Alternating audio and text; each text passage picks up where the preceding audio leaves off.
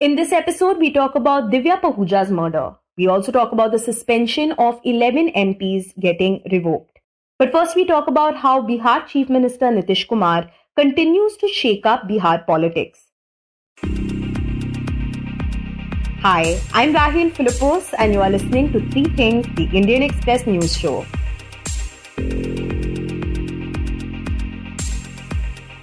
Earlier this week, Janata Dal United Chief Nitish Kumar returned to the BJP-led National Democratic Alliance and was sworn in as Chief Minister of Bihar for the 9th time.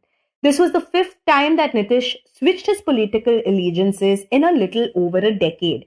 In fact, he rejoined the NDA less than 18 months after he left the alliance and joined the opposition-led Mahagathbandhan. Prior to his swearing in, when Nitish was asked why he decided to leave the opposition's India bloc, he simply said, and I quote, "Things were not going well."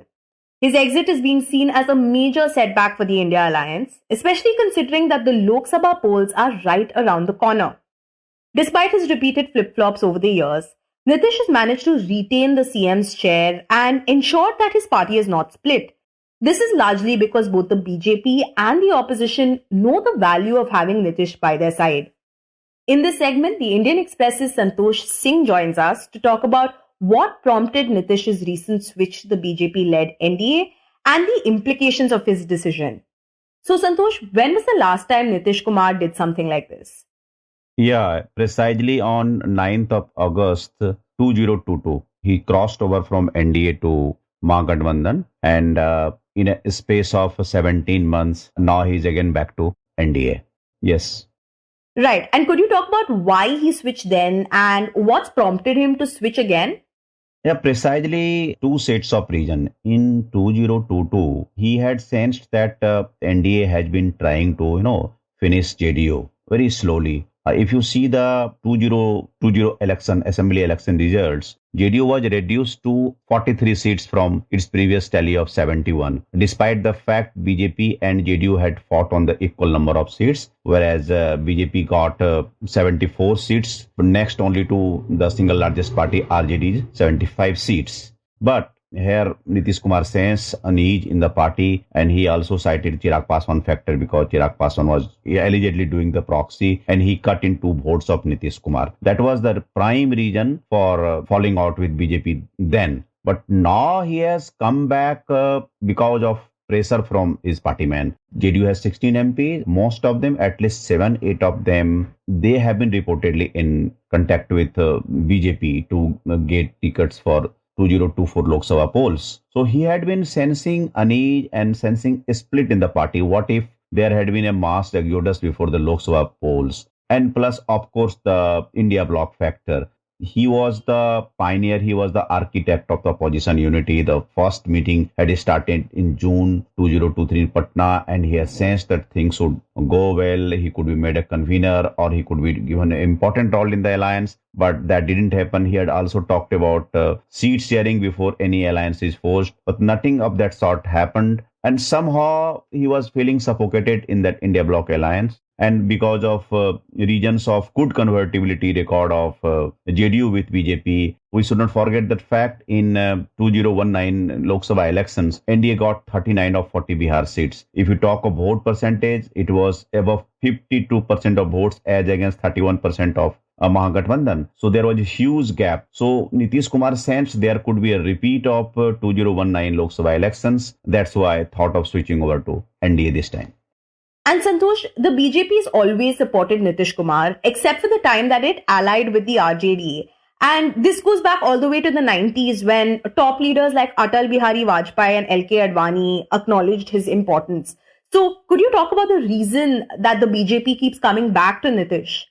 So BJP keeps going back to Nitish because of sheer convertibility of votes. BJP knows it got 2 psychological advantage because it just split the India bloc straight away. And second, Bihar was a state where BJP had sensed the deficit of 25 seats. So those seats, the drift has been arrested in one stroke of BJP coming back with NDA. That is precisely the reason. And you talked about the 1996. Of course, there had been a camaraderie. Nitish Kumar came with BJP and then parted ways in 2013 for the first time. and then again went back in 2017. And as you mentioned, this is the fourth flip-flop of Nitish Kumar, altogether fifth, but fourth if you talk about going back to NDA and rejoining Mahagathbandhan.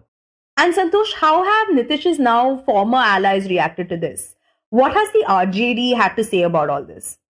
RJD has reacted very, not sharply, but very measured reaction from RJD. Tejasvi Prasad Yadav said, I respect Nitish Kumar, I will keep respecting him. Or he didn't blame anyone. And this time RJD didn't give Nitish an alibi like the last time. Nitish Kumar last time talked about the corruption cases. This time RJD didn't give an excuse. So he's not saying anything. He's just saying, just let us wait for some time. After 2024 Lok Sabha elections, JDU can never, may not exist as a party. That is the apprehension that, according to Tejasvi, is the whole plan of BJP. So there is no rancor against Nitish Kumar as such this time. He has been waiting, biding his time. Yeah, and Santosh, now this new NDA government has chosen two of its senior leaders, State Party President Samrat Chaudhary and the former leader of opposition Vijay Sinha as the deputy CMs. Could you talk about this choice? Yeah, BJP didn't want to disturb the leadership it had introduced after the exit of Nitish Kumar. Samrat Chaudhary is state president. Vijay Kumar Sinha was the BJP leader of opposition in assembly. So they had already projected these two leaders. So they have gone with the same set of leadership. They didn't disturb it. So it clearly shows that with Nitish or minus Nitish, they will go with the leadership it has projected. And Santosh, there's of course a lot of talk about the number of times Nitish has switched sides. As someone who's tracked his politics over the years, what do you think remains consistent about him? Politics of convenience. People may call it by different names, but I would not use those terms. In politics, it's all about calculation. It's all about mathematical calculation. It is social combination. Why should one should blame Nitish Kumar alone? Why shouldn't one blame BJP equally, or for that matter, RJD? So it's about convenience. It is about the conversion of votes. That's it. I think it is as simple as that. During this flip-flop, nobody is talking about Nitish switching over and Nitish Kumar being derided as so many words in the social media. People are simply talking about the convertibility of votes. I think that Nitish Kumar is not taken as a person who keeps switching. Now Nitish Kumar is taken a person who gets his calculation right, and BJP also knows it. RJD also knows it. RJD is not very, vitriolic against Nitish Kumar only because it knows. It very well knows that who knows Nitish Kumar takes another turn before 2024 Lok Sabha polls. Now, for the BJP, Nitish's re-entry into the NDA fold in many ways couldn't have been better timed.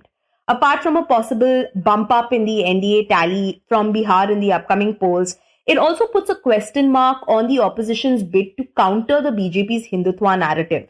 The Indian Express's deputy associate editor, Vikas Pathak, explains what this means.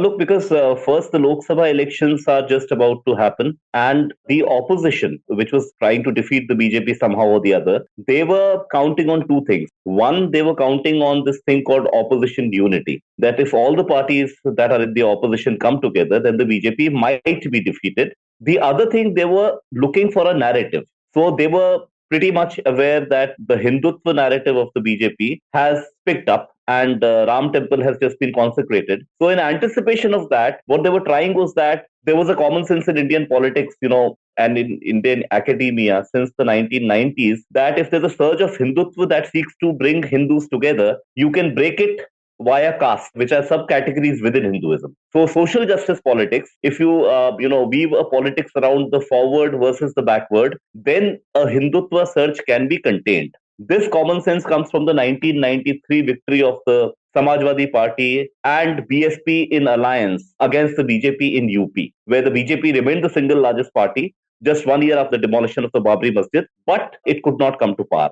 So that political common sense had been continuing. So they were thinking that the caste census narrative, is a very powerful weapon to keep the BJP at bay. With the shifting of Nitish Kumar, both of these agendas of the opposition have come undone. The reason is that Nitish Kumar provided the template for the caste census through the Bihar caste survey. So in a sense, he's the architect of that. And secondly, the presence of Nitish Kumar was very important for the notion of opposition unity to stay, because let's not forget that in June 2023, he had chaired the first meeting of the opposition parties in which 17 opposition parties had taken part.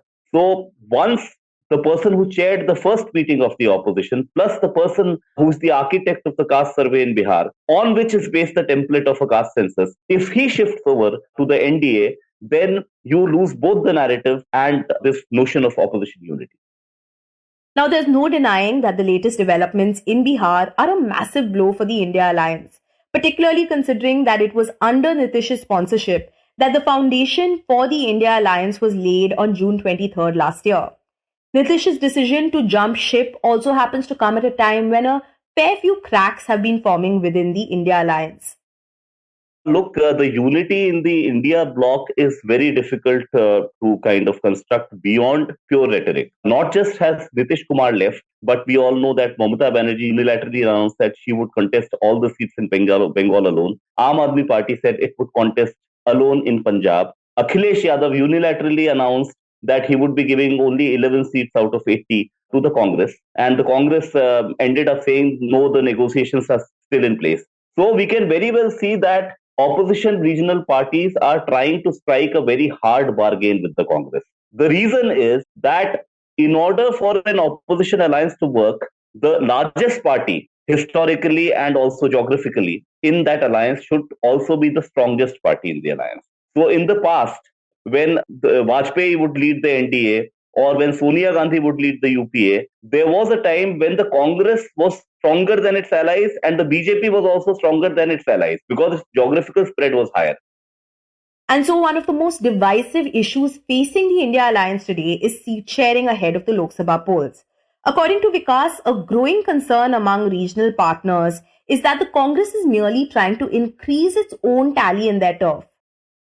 The situation right now is that the challenge of the opposition is not so much in the opposition states, the states where regional parties are powerful. We still know that DMK will do perhaps quite well in Tamil Nadu. We still know that Mamata Banerjee will get seats in Bengal. What we don't know is whether Congress would be able to stand anywhere in direct contest with the BJP. Over the last two Lok Sabha elections, the BJP's main surge comes from those states where it takes on the Congress directly. Apart from UP, where even it's possible for the BJP to beat even an alliance of SP, BSP and RLD in 2019. But in all other states with direct contests like Rajasthan, Madhya Pradesh, Chhattisgarh, in all such states, the BJP just sweeps the Lok Sabha. So what confidence do regional opposition parties have in the ability of the Congress to become a fulcrum of the opposition alliance? So all this pressure that Congress is facing is basically because for an alliance to really work, they should be sure that Congress is not counting on them to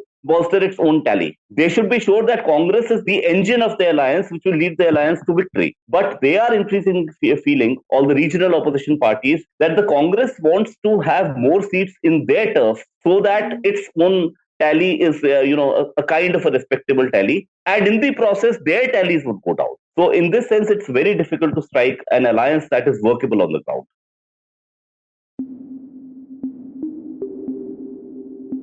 And next we talk about the life and death of Divya Pahuja.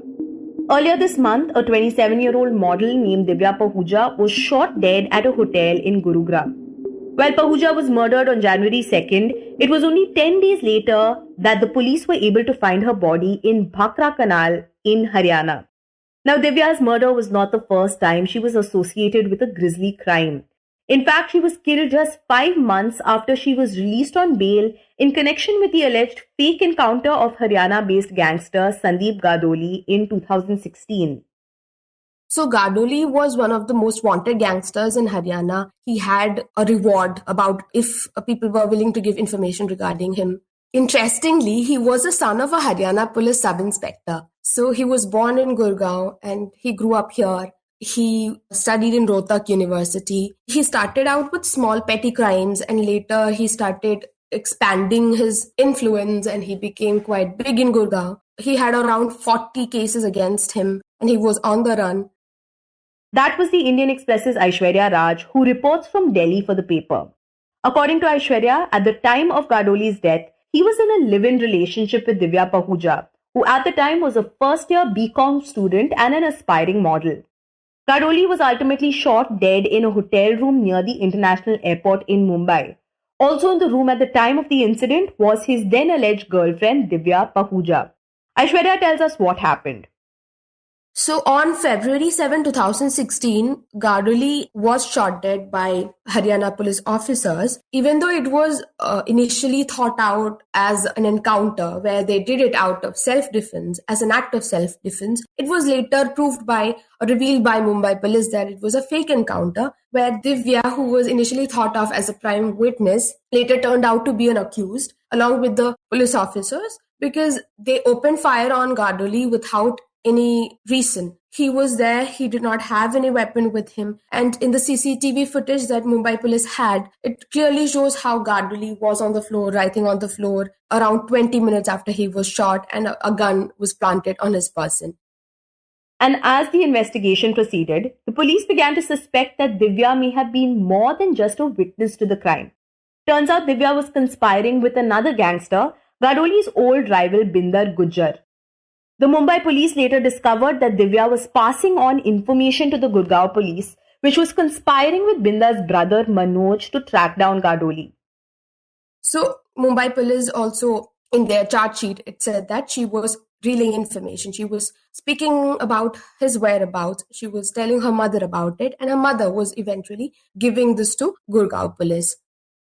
Now, according to Aishwarya, police found that Bindar's brother Manoj had promised Divya and her mother some money and a flat in exchange for information about Gadoli, a charge that they both outright denied.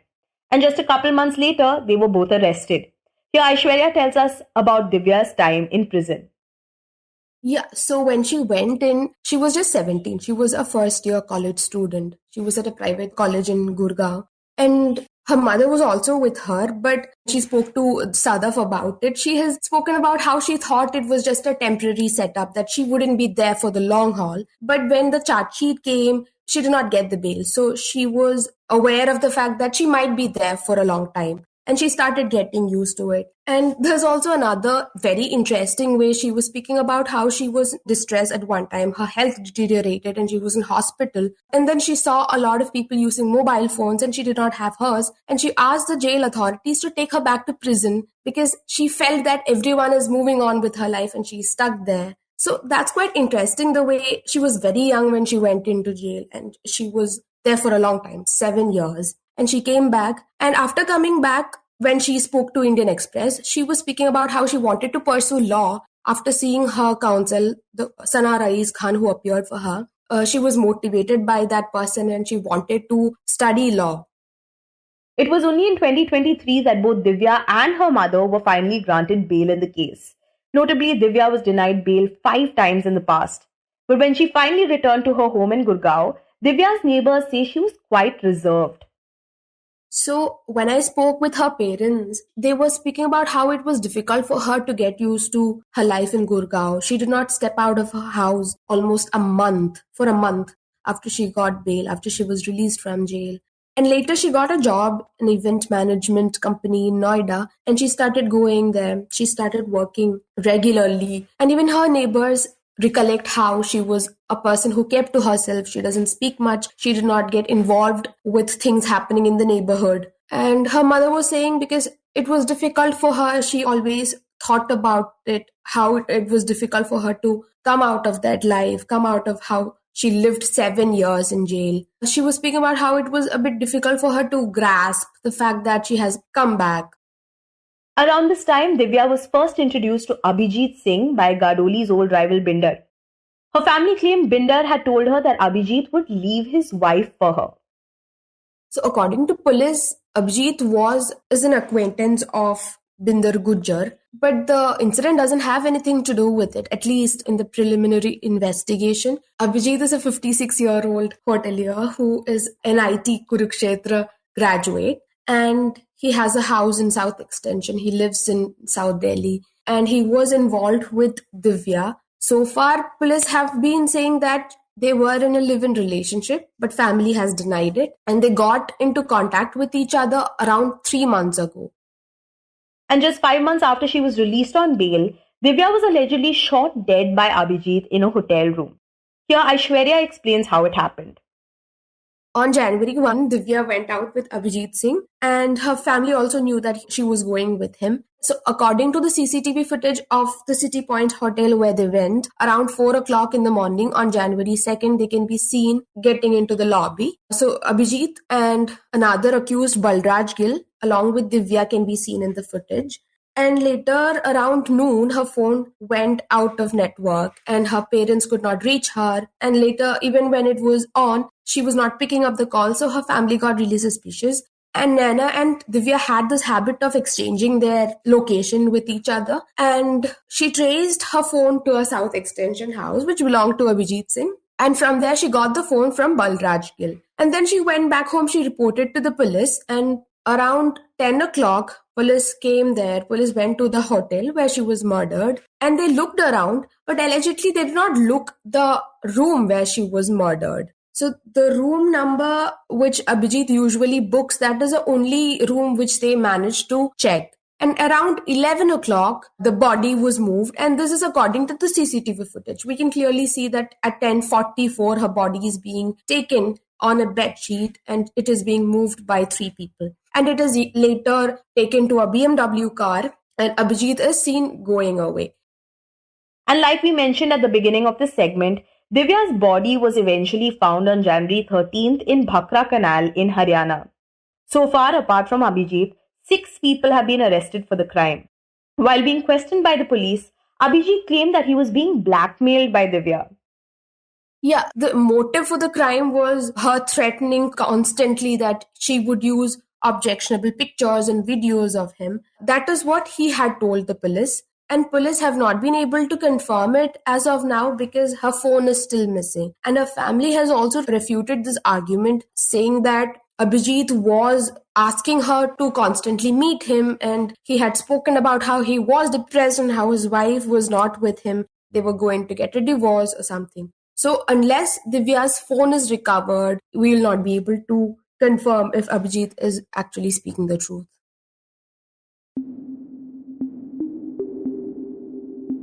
And in the end, we talk about the suspension of Rajya Sabha MPs getting revoked. A day before the commencement of the budget session of Parliament, the suspension of 11 Rajya Sabha MPs was revoked on Tuesday. The opposition MPs were suspended during the winter session of Parliament for disrupting House proceedings by demanding a debate on the December 13th Parliament breach. An all-party meeting was held ahead of the budget session, and after the meeting, Parliamentary Affairs Minister Prahlad Joshi told the media that he had a word with the Lok Sabha Speaker and the Rajya Sabha Chairman regarding letting the MPs back into the houses. This request was then agreed upon by both the leaders.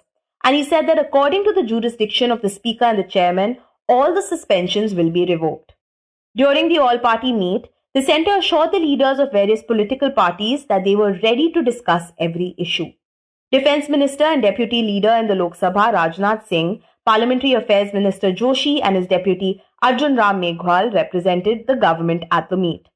Meanwhile, Congress's K. Suresh, TMC's Sudeep Bandyopadhyay, DMK's T.R. Balu, Shiv Sena's Rahul Shevale, Samajwadi Party's S.T. Hassan, JDU's Ramnath Thakur and TDP's Jaidev Gala were among the opposition leaders present at the meeting at the Parliament House complex. Congress MP Pramod Tiwari, who represented the leader of the opposition in Rajya Sabha, Mallikarjun Kharge, said he raised the issue of the violent attack on the Bharat Jodo Yatra led by Rahul Gandhi in Assam. Accusing the centre of misusing probe agencies, he said an unwritten dictatorship prevails in the country.